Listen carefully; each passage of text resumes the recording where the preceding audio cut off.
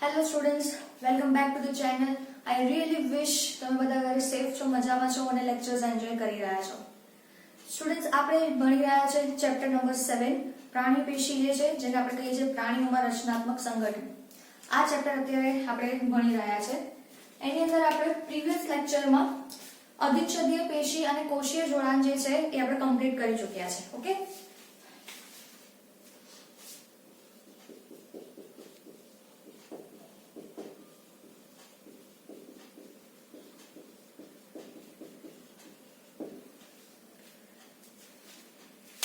Previous lecture ની અંદર આપણે આ બંને વસ્તુ કમ્પ્લીટ કરી ગયા છે. અધિચ્છદીય પેશી વિશે આપણે સમજી ગયા છે. સાથે સાથે આપણે કોષીય જોડાણો જે છે 5 પ્રકારના જોડાણ છે જે આપણે ભણ્યા. અભિલગ્ન છે, અવકાશી જોડાણ છે, દ્રઢ જોડાણ છે, ચુસ્ત જોડાણ પણ કહી શકો છો, ડેસ્મોઝોમ છે, હેમિડેસ્મોઝોમ છે. એ બધી વસ્તુઓ જે છે એ આપણે ભણી ગયા છે. લાસ્ટ લેક્ચર ની અંદર અગર હું વાત કરું તો આપણે સંયોજક પેશી વિશે થોડું ઘણું સમજ્યા હતા કે સંયોજક પેશી જે છે અગર આપણે એને કમ્પેર કરી રહ્યા છે અધિચ્છદીય પેશી સાથે, તો અધિચ્છદીય પેશી એકદમ નજીક, એના કોષો નજીક રીતે જોડાયેલા હશે, જ્યારે પેલાની અંદર સંયોજક પેશીમાં જે કોષો છે બધા થોડા છૂટાછવાયા જોવા મળશે. અધિચ્છદીય પેશીના કોષો હંમેશા એક આધાર કલા પર ગોઠવાય છે અને એમની પાસે બ્લડ સપ્લાય નથી હોતો. એમને બ્લડ સપ્લાય પહોંચાડે છે આપણી આ સંયોજક પેશી. જ્યારે સંયોજક પેશી જે છે એના કોષો એક આધારક દ્રવ્યની અંદર ગોઠવાયેલા હોય છે, આધારકમાં ગોઠવાયેલા હોય છે. અગર વાત કરીએ સંયોજક પેશીમાં, તો એમાં એક તમને આધારક જોવા મળે છે, કોષો જોવા મળે છે અને ત્રીજું જોવા મળે છે તંતુઓ, પ્રોટીનના તંતુઓ. આ જે તંતુઓ છે એ બે પ્રકારના છે. એક પીળા તંતુઓ છે જે ઇલાસ્ટિનના બનેલા છે, ઇલાસ્ટિન પ્રોટીનના બનેલા છે, અને બીજા જે છે એ સફેદ અથવા તો શ્વેત તંતુઓ તરીકે આપણે એને ઓળખીએ છીએ કે જે બનેલા છે કોલેજન પ્રોટીનના. સાથે સાથે આપણે એવું પણ જોયું કે આધારક જે છે એ બનેલું છે પ્રોટીન પ્લસ કાર્બોદિત. અને મેં તમને એ પણ સમજાવ્યું હતું કાર્બોદિત જે છે એ મેઇનલી આપણે કહી શકીએ કે રૂપાંતરિત પોલિસેકેરાઇડનું બનેલું છે. આ બધી જગ્યામાં પ્રોટીન મેઇન કેમ યુઝ થયું છે? બીકોઝ એક મજબૂતી આપે છે, થોડી ઇલાસ્ટિસિટી આપે છે, થોડી સ્થિતિસ્થાપકતા આપે છે. આ બધી વસ્તુઓના કારણે તે પ્રોટીન ફાઇબર્સ જે પ્રોટીનના તંતુઓ બહુ મોટી માત્રામાં યુઝ થાય છે. આટલી વસ્તુ આપણે લાસ્ટ લેક્ચરમાં સમજી ગયા છીએ. સાથે સાથે આપણે એ પણ ભણી ગયા છે કે સંયોજક પેશી અને અધિચ્છદીય પેશી અગર આપણે ત્વચાની વાત કરીએ છીએ તો એમાં કેવી રીતે ગોઠવાયા છે. બેટા, આપણે વાત કરી કે ત્વચાની અંદર જે ઉપરનો અધિચરણનો વિસ્તાર છે એ સ્ત્રુત લાદીજમ અધિચ્છદનો બનેલો છે. નીચે આધાર કલા છે, આધાર કલાની નીચે આપણે સંયોજક પેશી ગોઠવાય છે જે છે નીચર. ત્વચામાં આધાર કલાની નીચેનો જે પોર્શન છે એને આપણે કહીએ છીએ નીચર, અને એ બનેલું છે સઘન સંયોજક પેશીથી બનેલું છે. ઓકે, સઘન સંયોજક પેશીથી બનેલું છે. કેવી રીતે ત્યાં સઘન સંયોજક પેશી છે, કેમ છે, બધું આપણે અપકમિંગ લેક્ચરમાં જોવાના છે. નેક્સ્ટ અગર હું વાત કરું તો એની નીચે ત્વચા આટલું પોર્શન જે છે અધિચર્મ, આધાર કલા અને નીચર, એની નીચેનો પોર્શન જે છે એને આપણે કહીશું અધોત્વચા, જે તમને શિથિલ સંયોજક પેશી અને મેદપૂર્ણ પેશી જે છે એનાથી બનેલું છે. આટલી સુધીની ચર્ચા આપણે પ્રીવિયસ લેક્ચરમાં કરી ચૂક્યા છે. હવે આપણે આ લેક્ચરમાં એ સમજવાનું છે, આપણે વાત કરી છે કે સંયોજક પેશીમાં તમને જોવા મળે છે બેટા કોષો. કયા કયા કોષો છે એના વિશે આપણે થોડું અહીંયા ચર્ચા કરી લઈએ. ઓકે, કારણ કે આધારક ને બધી વસ્તુ આપણે જોઈ ચૂક્યા છીએ. તો પહેલા હું ટાઇટલ આપી દઉં સંયોજક પેશી, પણ એમાં જે કોષો જોવા મળે છે એ લખીએ છીએ આપણે.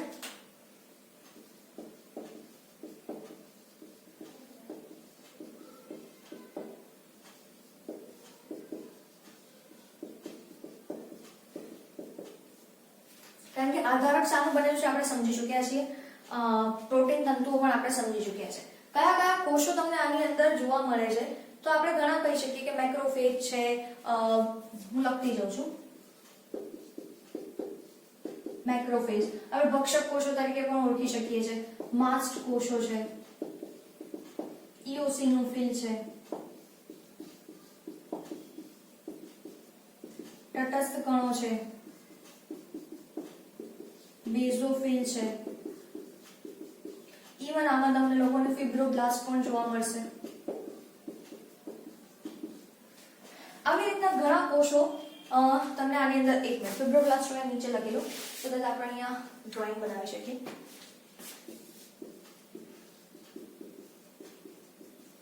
એકચ્યુઅલી બીજા બીજા ઘણા કોષો પણ આપણે આની અંદર જોઈ શકીએ છીએ, જેમ કે મેદ પૂર્ણ પેશી અગર છે તો એમાં તમને મેદ કોષો જોવા મળશે, અને બીજું ઘણી વસ્તુ છે, લસિકા કોષો છે. there are so many type of cells which are present in the connective tissue, સંયોજક પેશીમાં.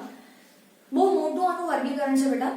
જેમ જેમ આપણે સંયોજક પેશી ના એક્ઝામ્પલ બધું જોતા જઈશું કે કયો પ્રકાર છે, શું છે, એ વખતે આપણે સાથે સાથે એ પણ સમજીશું કે એમાં કયા પ્રકારના કોષો જે છે એમાં જોવા મળે છે. આ એક જસ્ટ ઇન જનરલ મેં તમને એક્સપ્લેન કર્યું છે. હવે હું તમને બતાવું કે એકચ્યુઅલી ગોઠવાય કેવી રીતે છે. રેન્ડમ અગર ગોઠવણી બતાવીએ તો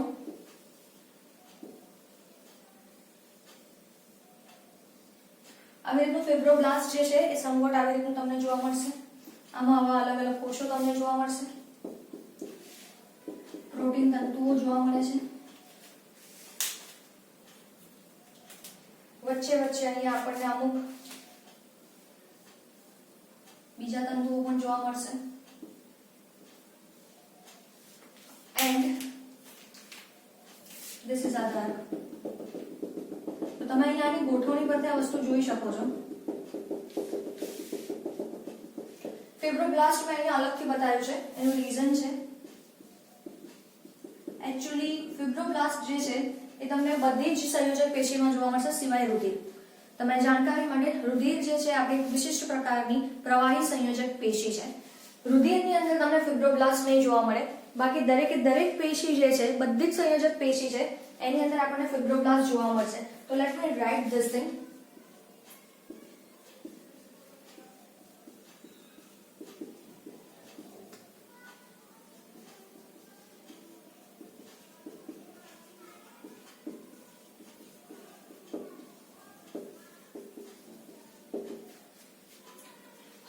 બીજું વસ્તુ અગર આને લેબલિંગ કરીશું તો આ જે બ્લુમાં બતાવ્યું છે આ આધારક દ્રવ્ય છે, જે તમારું બનેલું છે પ્રોટીન પ્લસ કાર્બોદિત રૂપાંતરિત polysaccharide.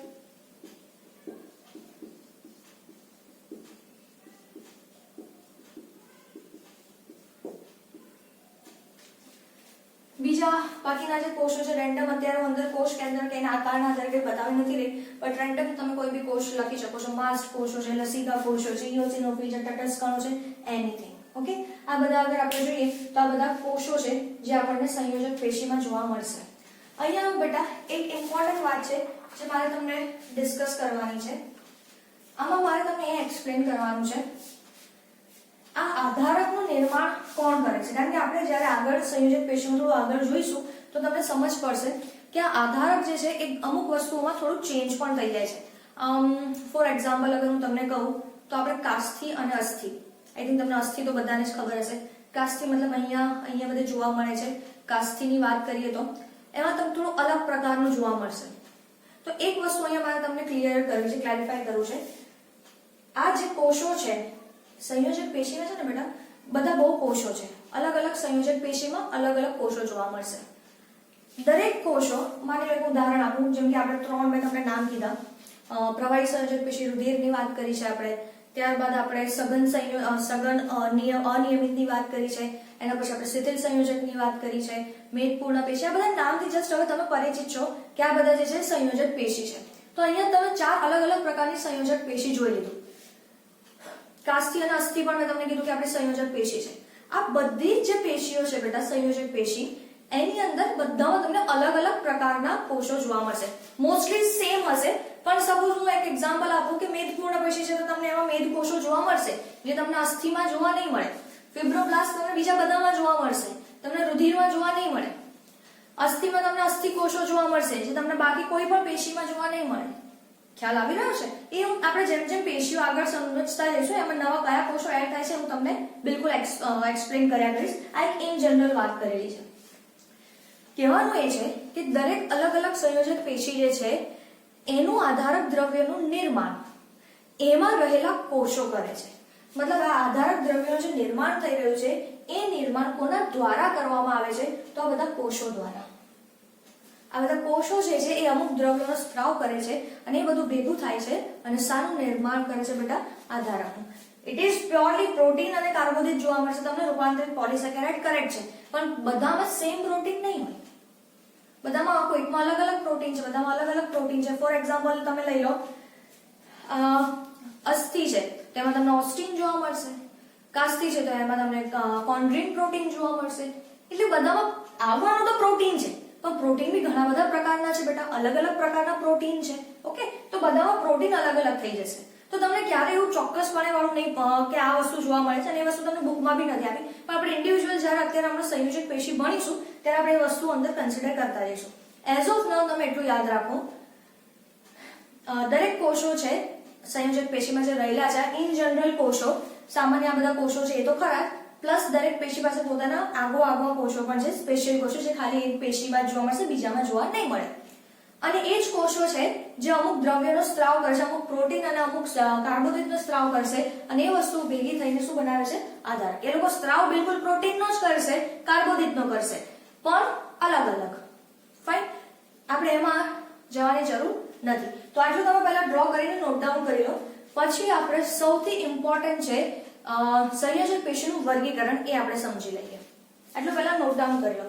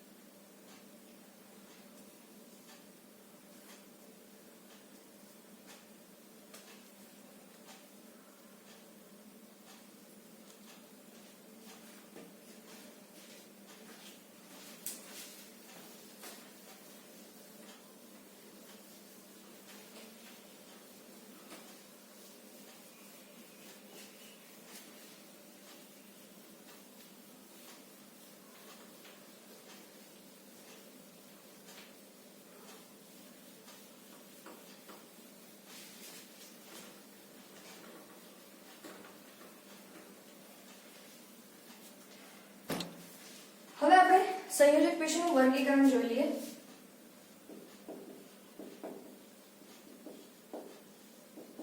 Just let me check કે તમને વિઝિબલ છે. ઓકે, સંયોજક પેશી મેઇનલી સંયોજક પેશીને આપણે 3 ભાગની અંદર ડિવાઈડ કરવાની છે.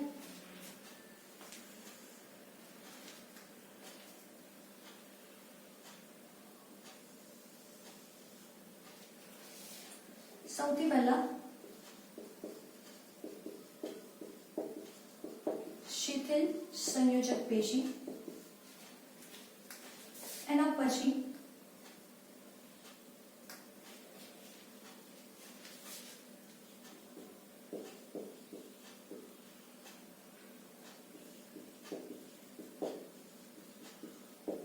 સઘન સંયોજક પેશી, અને ત્રીજું વિશિષ્ટીકરણ પામેલી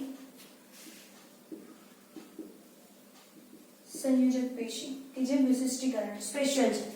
શું છે એ બધું આપણે સમજીએ છીએ. શિથિલ સંયોજક પેશીની અગર હું તમને વાત કરું તો આની અંદર એના 2 પ્રકાર છે. ઓકે, એક છે જેને આપણે કહીશું તંતુ ઘટક પેશી, બીજી છે બેટા મેદપૂર્ણ પેશી. સઘન સંયોજકની પેશીની અગર હું વાત કરું તો અહીંયા પણ 2 પ્રકારની પેશી છે. સઘન નિયમિત પેશી એન્ડ સઘન અનિયમિત પેશી.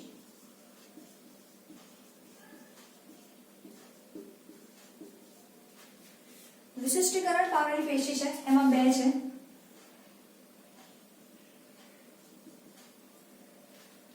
એક મિનિટ, સઘન નિયમિતની અંદર પણ પાછા આપણે 2 છે.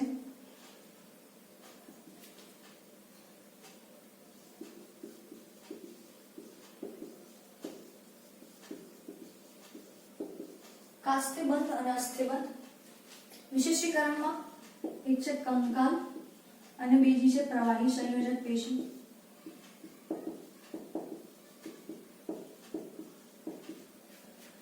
કંકાલની અંદર 2 છે, કાસ્થિ અને અસ્થિ, અને પ્રવાહી સંયોજકની અંદર પણ બેટા 2 છે. એક છે આપણું ઇમ્પોર્ટન્ટ રુધિર, અનધર ઇમ્પોર્ટન્ટ થિંગ લસિકા. ઓકે, આ તમે અગર જુઓ તો આ જે છે તમારું પૂરેપૂરો આખો ફ્લો ચાર્ટ છે બેટા. આખો પૂરો ફ્લો ચાર્ટ છે આપણો આ સંયોજક પેશી માટેનો. ઓકે, સહેજ આને ધ્યાનથી એકવાર જોઈ લો. there is no need to write.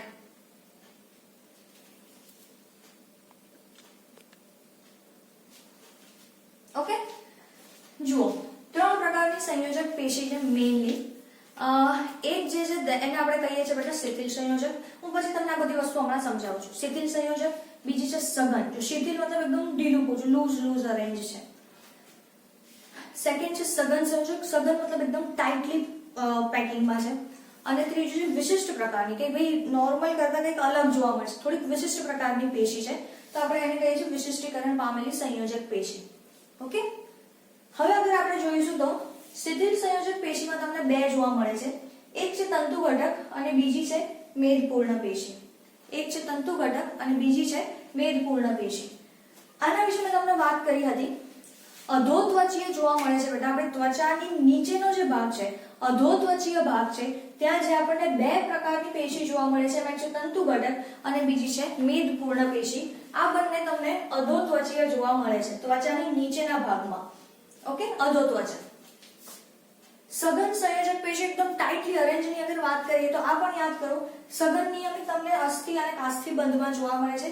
જે સઘન અનિયમિત મેં લખ્યું હતું, ત્વચાનો જે બીજો પાર્ટ છે, ની ચર્મ વાળો પાર્ટ છે, ની ચર્મ જે ભાગ છે બેટા ત્વચાની અંદર યાદ કરો, ગઈકાલે આપણે લાસ્ટ લેક્ચરમાં ભણ્યા છે. ઉપર અધિચર્મ છે, આધાર કલા છે અને એની નીચે તમને ની ચર્મ જોવા મળે છે. તો આ ની ચર્મ વાળો ભાગ છે એની અંદર સઘન અનિયમિત પેશી જોવા મળે છે. કેમ જોવા મળે છે એ આપણે સમજીએ છીએ.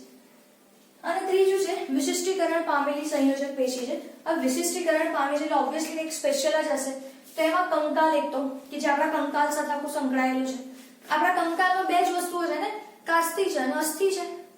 કાસ્થિ અને અસ્થિથી તો બનેલું છે આપણું કંકાલ. અને પ્રવાહી સંયોજક પેશી. પ્રવાહી આપણા શરીરમાં કયું એવું પ્રવાહી છે જે બધે જ ફરે છે? સિમ્પલ રુધિર. અને બીજું શું છે? લસિકા. તો આ જે છે એ બેઝિક આખું તમારું એક વર્ગીકરણ છે. આ વસ્તુ તમને એકદમ મોઢા પર હોવું જોઈએ બેટા, એકદમ બાય હાર્ટ હોવું જોઈએ. અધરવાઇઝ તમને આ વસ્તુ સમજવામાં પ્રોબ્લેમ આવી શકે છે. ટેક્સ્ટબુકમાં જશો તો ત્યાં થોડુંક મિક્સ એન્ડ મેચ રીતનું આપેલું છે. બેટર આપણે એકદમ બધી વસ્તુઓ જે છે એને આપણે એકદમ બાયફર્ગેટ કરીને પ્રોપરલી આપણે એને સમજી રહ્યા છે. સો પ્લીઝ આના પર થોડુંક ધ્યાન આપો. It is that much important. અહીંયા તમને આવડી ગયું તો આ વસ્તુ તમારા માટે એકદમ ઈઝી થઈ જશે. બસ મગજ ચલાવવાની વાત છે.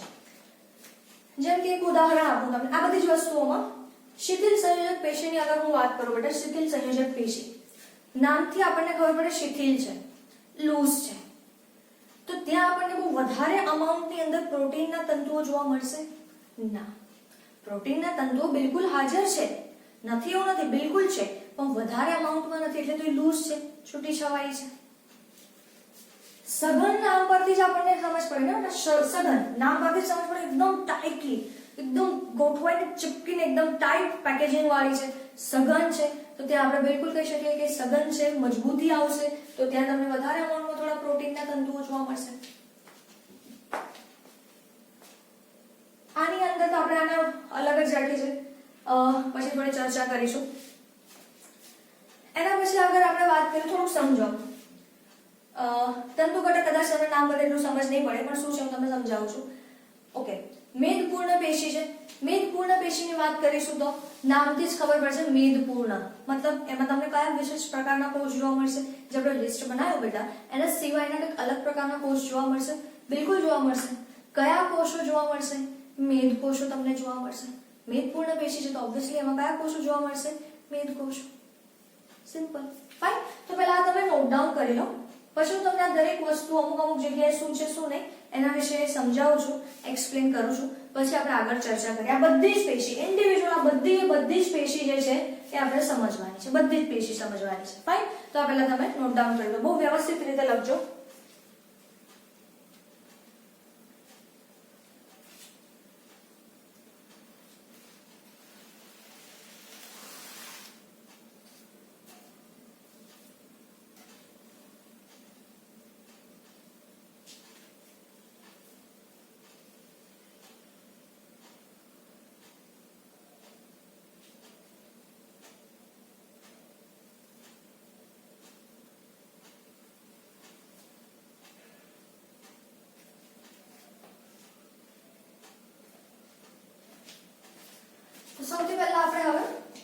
સ્ટાર્ટ કરીએ છીએ નંબર 1.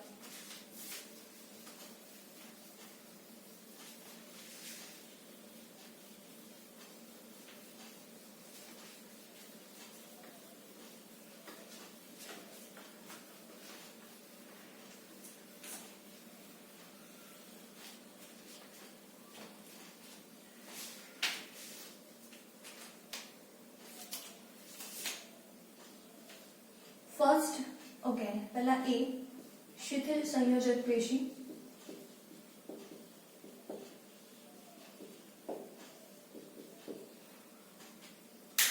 શિથિલ સંયોજક પેશીની અંદર ફર્સ્ટ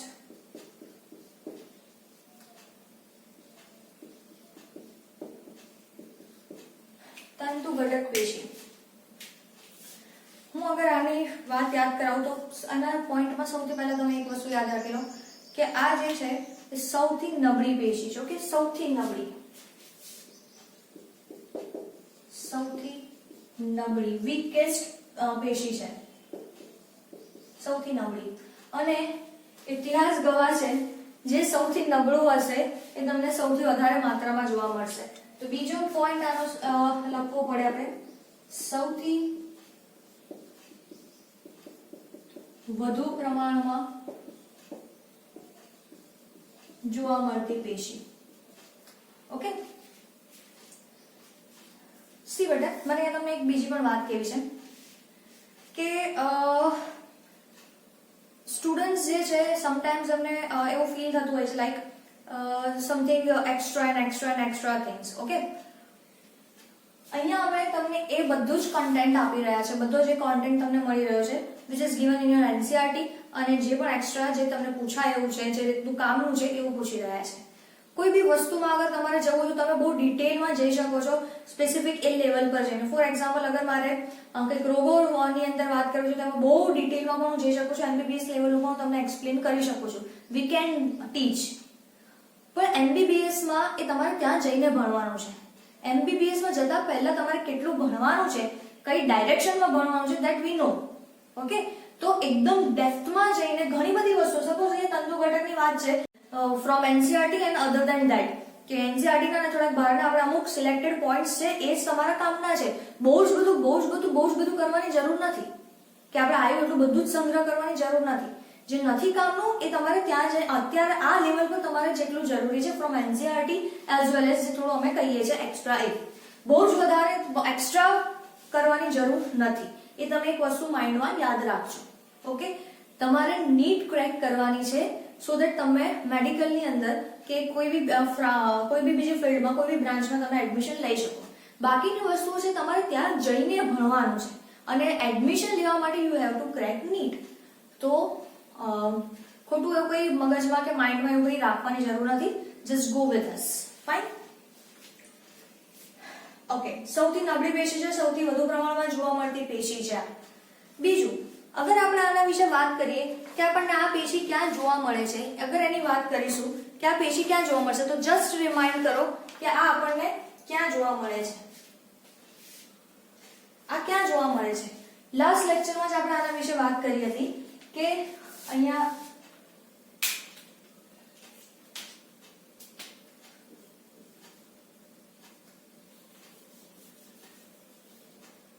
આધાર કલાની ઉપર આ કોષો છે આપણા. ઓકે, એની નીચે નીચર્મ, અધિચર્મ, આધાર કલા, નીચર્મ અને એની નીચે તમને જોવા મળશે આ અધોત્વચીય આવરણ. અધોત્વચા.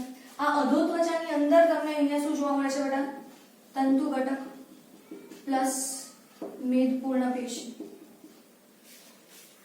આ બંને પેશી અહીંયા જોવા મળશે. આ તો થઈ ગયું અધિચર્મ, નીચર્મ. આ પણ આજે આપણે જોવાનું છે. Excuse me. સઘન અનિયમિત. ઓકે, તો આ યાદ રાખજો કે સૌથી વધુ પ્રમાણમાં જોવા મળતી પેશી છે. અને આ એક તો આપણને ક્યાં જોવા મળે છે એ આપણને બિલકુલ ખબર છે બેટા, અધોત્વચામાં. આ તમને અધોત્વચાની અંદર જોવા મળે છે બેટા.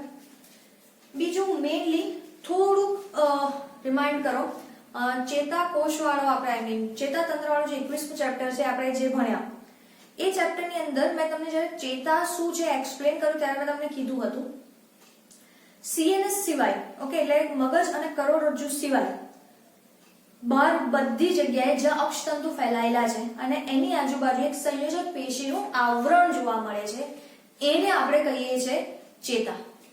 યાદ છે મેં તમને શું કીધું હતું? સીએનએસ માંથી બહાર નીકળતા જેટલા પણ અક્ષતંતુઓનો સમૂહ છે એની આજુબાજુ અગર સંયોજક પેશીનું આવરણ બની જશે તો પછી આપણે એને ચેતા તરીકે ઓળખીએ છીએ. મતલબ એને શું કર્યું છે બેટા? કોઈક વસ્તુનું પેકેજિંગ કર્યું છે, કોઈ વસ્તુના પેકેજિંગમાં આવે છે. હવે ત્યાં જે સંયોજક પેશી કે જે અક્ષતંતુઓને કવર કરે છે એ સંયોજક પેશી બીજી કશી નથી, ધેટ ઇઝ યોર તંતુ ઘટક પેશી. તો આ વસ્તુ આપણે અહીંયા લખી શકીએ છીએ બેટા કે અંગોના પેકેજિંગમાં.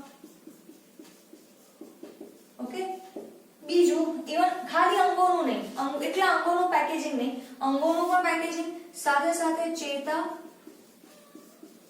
ઇવન રુધિર વાહિનીઓ,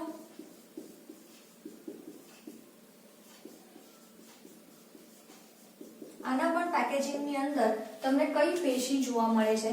તો ધેટ ઇઝ યોર તંતુ ઘટક પેશી. ઓકે, તંતુ ઘટક પેશી માટે અગર તમે ટેક્સ્ટ બુક ઓપન કરો એની અંદર આઈ ગેસ તમારો 7.4 નંબરનો ડાયાગ્રામ છે. તંતુ ઘટક પેશીનો બહુ મસ્ત કલરફુલ ડાયાગ્રામ છે, એ તમે જોશો તમને બિલકુલ એની અંદર તમને સેન્ટરમાં ફિબ્રોબ્લાસ્ટ એવી રીતે તમને જોવા મળશે. તમે જોઈ શકો છો ફિબ્રોબ્લાસ્ટ જોવા મળશે.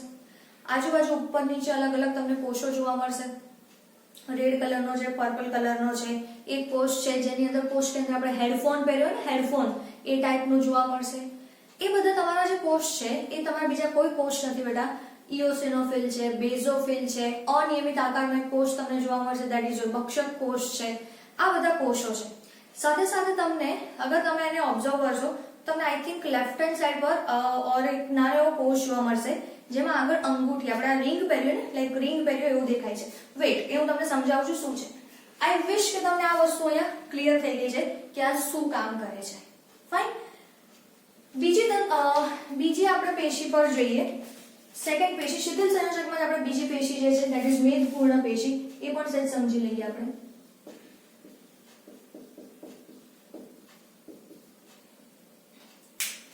મેદપૂર્ણ પેશી છે બેટા, તો આ પણ તમને બિલકુલ અહીંયા અધો ત્વચામાં જોવા મળે છે, ત્વચાની નીચેના ભાગમાં. ફાઇન, જે અહીંયા તંતુ ઘટકમાં લખ્યું આપણે.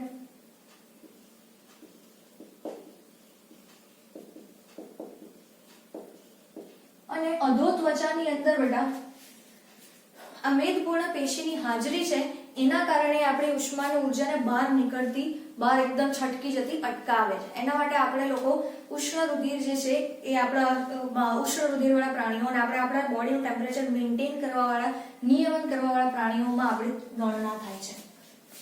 બીજું મેદપૂર્ણ પેશી છે બેટા, તો ઓબ્વિયસલી સમજવાની વાત છે કે આ શું કરે છે? મેદનો સંગ્રહ કરે છે. ચલો મગજ ચલાવો થોડું. મેદનો સંગ્રહ કરશે તો મેદ પેશી છે, પેશી પાસે શું હોવાનું છે? કોષો. મેદનો સંગ્રહ કરવા માટે આની પાસે ચોક્કસ પ્રકારના, વિશિષ્ટ પ્રકારના કોષો છે જેને હમણાં તમને આગળ કીધું. મેદનો સંગ્રહ કરવા માટે આની પાસે શું જોવા મળે છે? મેદ કોષોની હાજરી. મેદ કોષોની હાજરી જોવા મળે છે. તો આપણે ક્વિક લુક જોઈ લઈએ મેદ કોષો જનરલી દેખાય કેવા છે.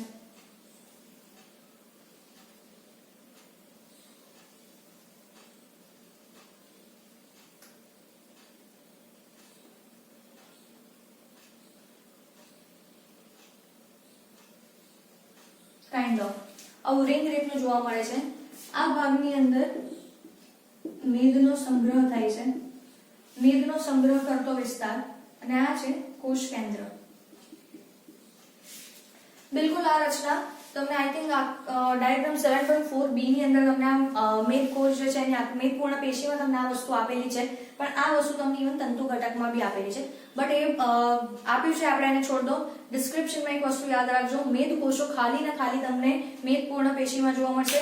ભલે તમને ટેક્સ્ટબુક ની અંદર એ જે ડાયાગ્રામેટિક રિપ્રેઝન્ટેશન છે એમાં શો કરેલું છે, પણ મગજમાં ફિક્સ કરી દો મેદ કોષો તમને ખાલી જોવા મળશે મેદપૂર્ણ પેશીમાં, બીજે ક્યાંય જોવા મળશે નહીં. ઓકે, આ એક યાદ રાખવાનું છે. બીજું, આપણને આ પેશી ક્યાં જોવા મળશે? પછી બહુ ઇમ્પોર્ટન્ટ વસ્તુ મારે તમને આ પેશી વિશે કહેવાની છે. આ આપણને જોવા મળશે કોઈ બી આપણા અંગોની આજુબાજુ, જેમ કે મૂત્રપિંડ છે, આપણું હૃદય છે, આંખ છે. મહત્વના અંગો જેમ કે આંખ, હૃદય અને મૂત્રપિંડની ફરતે. ઓકે, એના આવરણની અંદર આપણને આ પેશી જોવા મળી શકે છે. ફાઇન. કેમ જોવા મળે છે એ પણ તમને હું તમને એક્સપ્લેન કરી શકું છું. જુઓ, આંખ છે, હૃદય છે અને મૂત્રપિંડ છે, આ મહત્વના અંગો છે. આની આજુબાજુ આ પેશી હશે તો એને એક બાઉન્સ પ્રોવાઈડ કરશે. ઓકે, મતલબ એકદમથી કોઈ જર્ક લાગી ગયો, કોઈ આંચકો લાગી ગયો તો આ વસ્તુઓને શું કરે છે? આ પેશી મતલબ શું કરે છે? આંચકાઓ સામે રક્ષણ આપે છે, એને કઈ નુકસાન થવા દેશે નહીં. એટલા માટે મેન આ 3 જે અંગો છે એની આજુબાજુ તમને શું જોવા મળે છે બેટા? મેદપૂર્ણ પેશી જોવા મળે છે. One more very very important thing જે મારે તમને આ પેશી વિશે કહેવાની છે. તમે કદાચ આપણે લાસ્ટ ચેપ્ટર છે આપણું હ્યુમન ફિઝિયોલોજી, અને ઇવન આપણે બુકમાં 22મું ચેપ્ટર છે રાસાયણિક સંકલન અને સહનિયમન. એની અંદર આપણે ભણીએ છીએ કે ઇન્સ્યુલિન જે છે એ રુધિરમાં ગ્લુકોઝનું પ્રમાણ, જે શર્કરા છે ગ્લુકોઝનું પ્રમાણ ઘટાડે છે. હવે એવી બીજી ઘણા બધા વસ્તુઓ છે કે જેના કારણે ગ્લુકોઝ જે છે એ છૂટું પડતું જાય છે. ધ્યાનથી સાંભળજો આ વસ્તુ. બહુ જ બધી એવી વસ્તુઓ છે કે જે ગ્લુકોઝ જે બધું હોય છે એને બધું ભેગું કરી લે છે. ધ્યાનથી સાંભળજો. હવે અહીંયા મારી વાત એવું કહું છું કે રુધિરમાં જેટલું પણ ગ્લુકોઝ છે, માની લો એક્સ્ટ્રા ગ્લુકોઝ છે, રુધિરમાં આપણે ખાઈ લીધું, પાચન થઈ ગયું, બધું અભિશોષણ દ્વારા રુધિરમાં ગ્લુકોઝ ગયો. હવે ગ્લુકોઝ બધું બહુ વધી ગયો છે એમ સમજી લો રુધિરમાં. ઘણો બધો ગ્લુકોઝ જે છે એ ઇન્સ્યુલિન નોર્મલી શું કરી દેશે? એને યકૃત પાસે મોકલી દેશે અને બીજું આપણા સ્નાયુ કોષોમાં મોકલી દેશે. યકૃત અને સ્નાયુ કોષો બંનેમાં એ શામાં રૂપાંતરિત થઈ જશે બેટા? ગ્લાયકોજનમાં રૂપાંતરિત થઈ જશે. આ યાદ રાખજો. ગ્લુકોઝ આપણા રુધિરમાં છે, એ ગ્લુકોઝ રુધિરમાંથી નીકળીને યકૃતમાં પહોંચી જશે, જ્યાં એ ગ્લુકોઝ બધા જોડાઈને ગ્લાયકોજનમાં ફેરવાઈ ગયા. તમારી જાણકારી માટે પ્રાણીઓમાં સંચિત ખોરાક તરીકે શું જોવા મળે છે? ગ્લાયકોજન. ઓકે, તો એ ગ્લાયકોજન એક તમારું સંગ્રહ પામે છે યકૃતમાં. હવે યકૃત જે છે ને બેટા એ લગભગ 125 ગ્રામ છે, એના કરતાં વધારે વસ્તુનો સંગ્રહ નહીં કરી શકે. વધારે ગ્લાયકોજનનો સંગ્રહ કરી શકશે નહીં. 125 ગ્રામ બસ એટલું જ, એનાથી વધારેનો સંગ્રહ નહીં થાય. હજી પણ રુધિરમાં શર્કરા બચી છે તો એના બાકીનો જે પણ ગ્લુકોઝ છે એ બધો જશે બેટા સ્નાયુ કોષોમાં, અને સ્નાયુ કોષમાં પણ એ ગ્લાયકોજન સ્વરૂપમાં સંગ્રહ પામે છે. એ ગ્લાયકોજન આપણે અલગ ટાઈમ પર સમજીશું કેવી રીતે આપણે એનો યુઝ કરવાનો છે, એનું આખું ચેપ્ટર અલગ છે, ત્યારે એને ભણીશું. બટ એઝ ઓફ નાઉ તમે એવું યાદ રાખો, આપણા રુધિરમાં જે બહુ બધી શર્કરા વધી ગઈ છે એ શર્કરા યકૃતમાં ગ્લાયકોજનમાં સંગ્રહ પામી જશે ગ્લાયકોજન સ્વરૂપે, સ્નાયુ કોષમાં પણ ગ્લાયકોજન સ્વરૂપે સંગ્રહ પામી જશે. પણ બેટા તમે વિચાર કરો, હજી પણ આપણે એટલું બધું ખાધું છે, માની લો મેં 2 કિલો જેટલી અથવા તો 1 કિલો જેટલી આખી મેં અંગુર બાસુંદી ખાઈ લીધી છે, અને આવું એક દિવસ નહીં રોજ કંઈક ને કંઈક હાઈ કેલરી વાળું બધું મારા બોડીમાં હું ઇન્ટેક કરી રહી છું. બહુ જ મોટી માત્રામાં શુગર જાય છે, રુધિરમાં શર્કરાનું પ્રમાણ વધતું જ જાય છે, સ્નાયુ કોષો સંગ્રહ કરીને બેસી ગયા છે, યકૃત સંગ્રહ કરીને બેસ્યું છે, હજી પણ શર્કરાનું પ્રમાણ ઓછું નથી થઈ રહ્યું રુધિરમાં, તો શું કામકાજ થશે બેટા? ઓકે, શું કામ થશે? બહુ ઇમ્પોર્ટન્ટ છે, ધ્યાનથી સમજજો. એન્ડ સેકન્ડ વસ્તુ, હું કોઈ વર્કઆઉટ, કોઈ એક્સરસાઇઝ કશું જ નથી કરી રહી, બેઠાડું જીવન છે. I am use to being a couch potato. બસ શાંતિથી બેસી રહો, આરામ કરો, તો શું થાય છે એ હું તમને સમજાવું છું તમને લોકો. ઓકે, હવે બાકીનો હજી પણ ગ્લુકોઝ અગર બચ્યું છે, એ ગ્લુકોઝ છે બેટા એ હવે ટર્ન થાય છે, રૂપાંતરિત થાય છે ચરબીમાં, મેદમાં રૂપાંતરિત થાય છે, અને મેદમાં રૂપાંતરિત થઈને આ મેદ કોષો છે એની અંદર સંગ્રહ પામે છે. શામાં સંગ્રહ પામે છે બેટા? મેદ કોષોમાં. જેટલું આપણા રુધિરની અંદર શર્કરા હતી, ગ્લુકોઝ હતું, એ ગ્લાયકોજનમાં રૂપાંતરિત થઈને યકૃતમાં સંગ્રહ પામી ગયું, અને બાકીનું ક્યાં જતું રહ્યું? સ્નાયુ કોષમાં. પણ હજી પણ રુધિરમાં બહુ જ બધી અમાઉન્ટમાં શર્કરા છે. એનું શું કરવાનું? શું કરીશું આપણે એનું? ઓકે, આપણે એનું શું થાય છે, આપણી બોડીની અંદર બેટા એ ચરબીમાં રૂપાંતરિત થાય છે અને એ ચરબી સંગ્રહ પામે છે મેદકોષોમાં. એટલા માટે જેનું વજન વધારે હોય છે, જે મેદસ્વી વ્યક્તિઓ છે, એ લોકોની અંદર બેઠાડું જીવન હશે, કોઈ એવું એસેજ કોઈ વર્ક નહીં કરે તો શું થઈ રહ્યું છે, લોકોમાં જાડા છે. ચરબી કેમ વધી રહી છે? બીકોઝ ચરબીમાં શું આવી ગયું છે, આવી રીતે કેલરી રૂપાંતરિત થઈ છે ચરબીમાં. એટલા માટે તમે યાદ રાખજો, ઘણી વાર હું કહેતો હોય છે ડાયટ કરતી વખતે કે એના વખતે કે હાઈ કેલરી વાળો ખોરાક નથી ખાવાનો, પ્રોટીન વાળો ખોરાક ખાઓ. કેલરી અને ચરબી બંધ કરાવે છે. એનું રીઝન જ છે બેટા, કેલરી જે છે, કેલરીઝ આપણું બોડી જે છે એમાં મોટાપો લાવે છે, નહીં કે એને કમ કરે. અમુક માત્રામાં કેલરી આપણા બોડીમાં જરૂરી છે, તો એ આપણે પર ડે એનું જે વેલ્યુ છે એટલું આપણે લેવું જોઈએ. ફાઇન. કોઈક દિવસ એકાદ દિવસ ચીટ મીલ લઈ લો કે હા એકાદ દિવસ મેં અંગૂર બાસુંદી કરી દીધી, ઓકે, પણ એની સામે મારે એક્સરસાઇઝ કરવી જરૂરી છે. એટલા માટે હવે તમને એવો ક્વેશ્ચન, જો આઈ થિંક તમને આ વસ્તુ સમજાઈ ગઈ હોવી જોઈએ કે મેદસ્વી વ્યક્તિઓની અંદર ચરબી કેમ વધે છે, કેવી રીતે વધે છે. બીકોઝ એ લોકો ચરબી વાળું તો ખાય છે, પણ સાથે સાથે કેલરીઝ પણ છે કે જે ચરબીમાં રૂપાંતરિત થાય છે અને સંગ્રહ પામે છે. અનધર ઇમ્પોર્ટન્ટ થિંગ બેટા,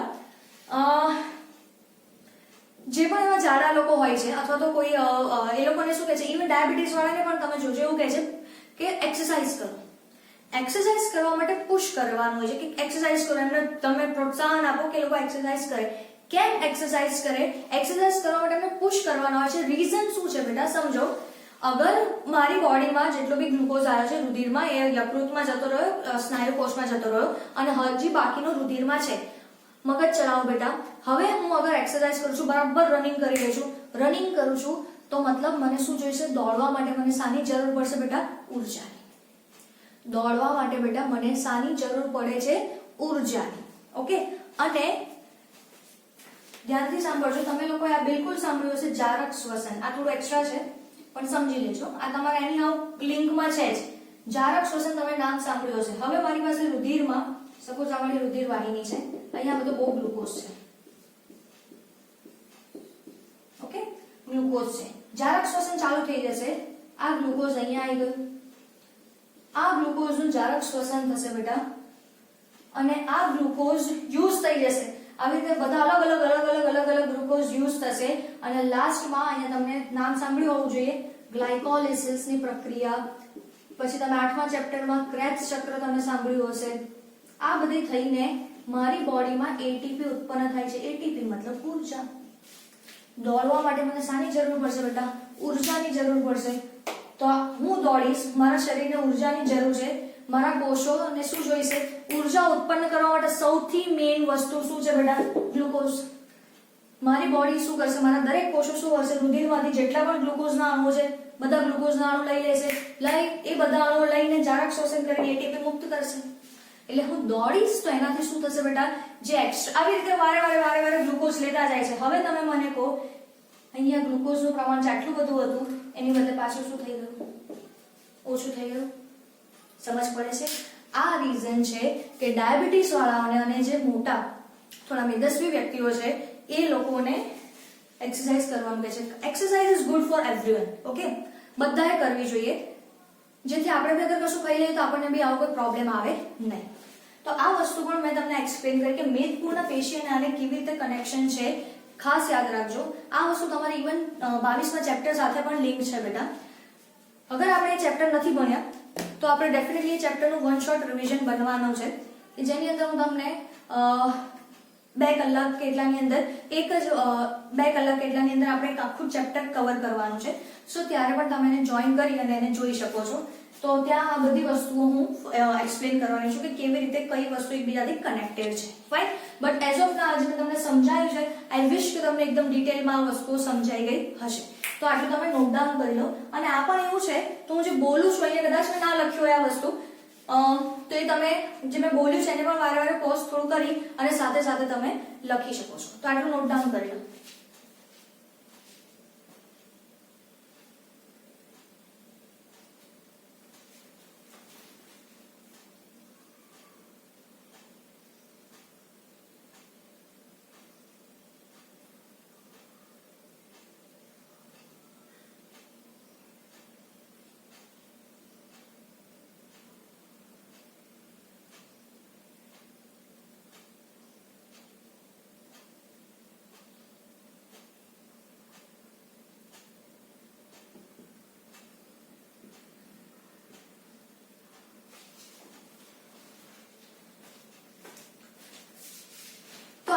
અહીંયા આપણે આપણી શિથિલ સંયોજક પેશી કમ્પ્લીટ કરી છે. આજે આપણે આટલું ઇનફ રાખીએ છીએ. નેક્સ્ટ લેક્ચરની અંદર આપણે સઘન સંયોજક અને વિશિષ્ટ સંયોજક પેશી જે છે એ આપણે આગળ કન્ટિન્યુ કરીશું. તો આજના લેક્ચરમાં આપણે અહીંયા આટલે સુધી ઇનફ છે. ચેનલને સબસ્ક્રાઇબ કરો, વિડીયો જેટલો બને એટલો તમે શેર કરો, બેલ આઇકનને નોટિફિકેશન માટે પ્રેસ કરો બેટા. કોઈ પણ ડાઉટ હોય છે તો તમે કોમેન્ટ સેક્શનમાં લખી શકો છો અને મને મેસેજ પણ કરી શકો છો. બસ તો આની સાથે આપણે આજનો લેક્ચર કમ્પ્લીટ કરીએ છીએ. મળીએ નેક્સ્ટ લેક્ચરમાં નવી આગળ બીજી સંયોજક પેશીઓ સાથે.